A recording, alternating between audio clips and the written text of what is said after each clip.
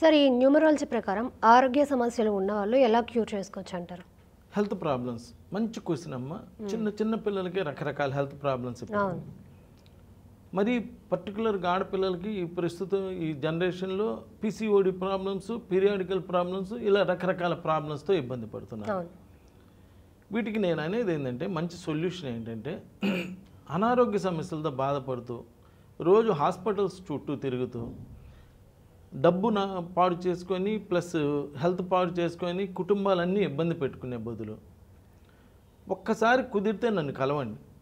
మీరు ఆ టీవీలో చూడంగానే ఎస్ ఈయన మన తండ్రిలాగా ఉన్నాడు, లేదా ఈయన మన తాతయ్యలాగా ఉన్నాడు, ఈయన దగ్గరికి వెళ్తే మనకు ఉపయోగం ఉండిద్ది అని మీ సిక్స్త్ సెన్స్ చెప్తే నన్ను ఒక్కసారి కలవండి. అలా హెల్త్ ప్రాబ్లమ్స్తో ఇబ్బంది పడేవాళ్ళు ఒక అద్భుతమైన రెమెడీస్ చేస్తానమ్మా. దీనికి ఆస్ట్రోన్యూమరాలజీతో పాటు మన పురాణ గ్రంథాలను కూడా బేస్ చేసి అంతకుముందు ఎంతమంది క్యూర్ అయ్యారు, ఎలా క్యూర్ అయ్యారు, అలా మనం చేస్తే మనం కూడా ఇలా అవుతాం. ఈ రోడ్లో వెళ్తే విజయవాడ వచ్చిద్ది అన్నారు అనుకోమ్మ. చాలామంది ఆ రోడ్లో వెళ్తే విజయవాడ వెళ్ళారు. నేను కూడా విజయవాడ వెళ్ళాలంటే ఇటు వెళ్ళండి అని చెప్తే వెళ్తారుగా, కాస్త ఒక గంట అనుకో ముందు వెళ్తారుగా. అలా ఇంతకుముందు రిజల్ట్స్ ఎలా ఉన్నాయి దాన్ని బట్టి బేస్ అయ్యి మీకు ప్రాక్టికల్గా చూపించి అలాంటి రిజల్ట్స్ ఇవ్వటం జరుగుతుంది. ఇక్కడ 45వ నెంబర్ అని ఒక నెంబర్ ఉందమ్మా. ఒక అద్భుతమైన నంబర్ 45వ నెంబర్.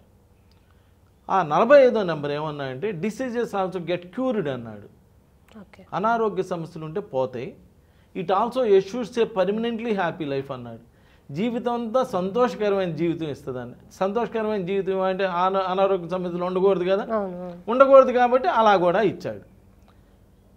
ఇది నిజమా ఇలా జరిగిద్దా అంటే మీరు గురుచరిత్ర తీసుకుంటే 45వ అధ్యాయంలో ఏం రాశాడంటే నామధారకుడు భక్తి పారవేశంతో మహాత్మా బ్రహ్మ సాక్షాత్రం కూడా ప్రసాదించగల ఇంత దుర్లభమైన శ్రీ గురు కథామృతం సేవించగలిగిన నేను ఎంతో ధన్యుణ్ణి. నాకు దైన్యం తొలగి మనస్సు శాంతించింది. దయతో అటుపై కథ కూడా వివరించండి అని కోరాడు. సిద్ధయోగి సంతోషంగా ఇలా చెప్పాడు. నామధారక, ఇంతకుముందు నరహరి శర్మ వల్లనే శ్రీగురుని సేవించి మరి 2 కవులు ముక్తులయ్యారు. శ్రీగురుడు వారిని ఎలా అనుగ్రహించారో చెప్తాను విను. నంది శర్మ అనే ఒక బ్రాహ్మణుడికి తెల్లకిష్టి వ్యాధి వచ్చింది. చూసారా, 45వ అధ్యాయంలో హెల్త్ గురించే మాట్లాడాడు. కంప్యూటర్లో కూడా 45 అంటే హెల్త్ గురించే మాట్లాడాడు.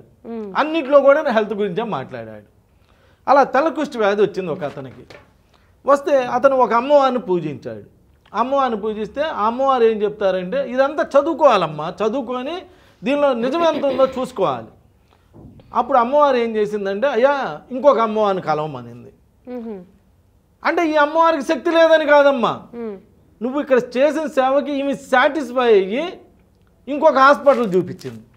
నువ్వు ఒక ఈయన దగ్గరికి వెళ్ళావు, ఆర్ఎంపీ డాక్టర్ దగ్గరికి వెళ్ళి ఆయన చేయాల్సిన వరకు చేసి నాకు వల్ల కాదులే ఫలానా ఆయన బాగా చేస్తాడని అక్కడికి పంపించాడు. అలా అమ్మవారు ఇంకొక ఆయన దగ్గర ఆమె దగ్గర కొన్ని రోజులు ఈయన సేవ చేశాడు. చేస్తే ఆమె ఇంకొక నృసింహ సరస్వతి స్వామి దగ్గరికి పంపించింది. అప్పుడు ఈయన అడుగుతాడు ఆ అమ్మని, అదేందమ్మా ఆమె దగ్గరికి వెళ్తేనేమో ఆమె నీ దగ్గరికి పంపింది, నువ్వేమో ఆ మనిషిని కలవమంటావు, నీ దగ్గర శక్తి లేదా అని అడుగుతాడు.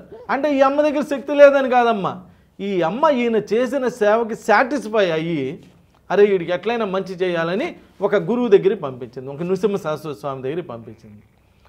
ఆయన దగ్గరికి వెళ్ళినాక ఆ తెల్లకుష్టి వ్యాధి చూస్తుండగానే ఇలా ఇలా అలా 100 మంది ఉంటారు కదా ఎక్కడైనా, ఆయన తెల్లకుష్టి వ్యాధితో వస్తాడు. ఆయన చెప్తాడు ఈయన తీసుకెళ్ళి ఫలానా చోట స్నానం చేయించండి, ఆయన బట్టలు ఫలానా చోట తగలబెట్టించండి, తీసుకురండి అంటాడు. వెళ్ళి ఆయన అలా స్నానం చేయగానే ఇలా చూస్తుండగానే హెల్త్ ప్రాబ్లమ్స్ అన్నీ పోతాయి, ఫ్రెష్గా మళ్ళా తయారవుతాడు. ఆ బట్టలు అక్కడ పెట్టి తగలబెట్టగానే అక్కడ పెద్ద సౌడు బారిపోయిద్ది, అది చండాలంగా తయారైద్ది. అది ఇప్పుడు వెళ్ళి అందరూ చూడవచ్చు. ఆ బట్టలు తగలబెట్టిన దగ్గర చండాలంగా అదే ఒక బూడిదిలాగా అలా ఇబ్బందిగా అయింది కదా, అది మీరు వెళ్ళి ఇప్పుడు చూడవచ్చు. ఇప్పుడు పురాణ కాలంలో విషయాలు కాదు నేను చదువుతుంది, ఇప్పుడు వెళ్ళి చూడవచ్చు. ఆయనకి అలా తగ్గిపోయింది. ఆయన తీసుకురాగానే 100 మంది చూస్తారుగా, అరే అరే ఏంది ఇప్పుడు దాకా ఇలా ఉన్నాడు ఇలా అయ్యాడు ఏంటి అని చెప్పి ఆశ్చర్యపోయారు.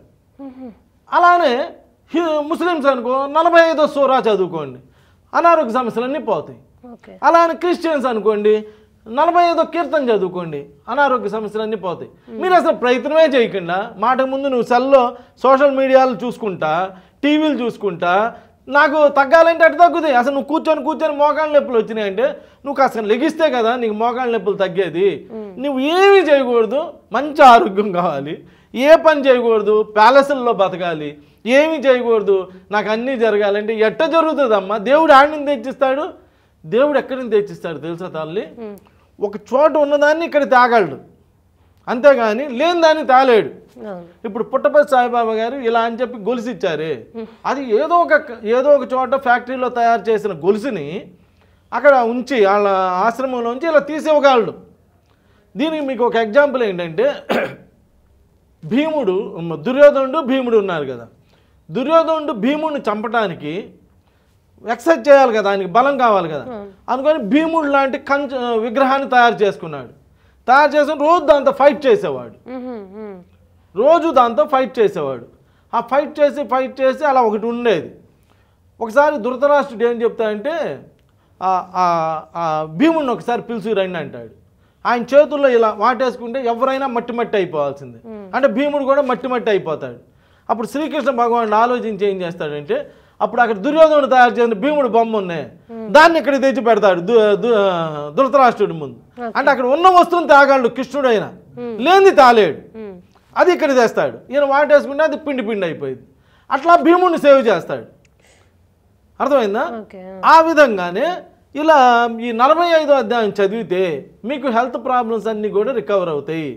ఇది మీకు అన్ని చరిత్రలో ఉన్నది. గురు చరిత్ర చూడండి, లేదా సూరాలో చూడండి, లేదా బైబిల్లో చూడండి, ఇలా వాడుకోండి.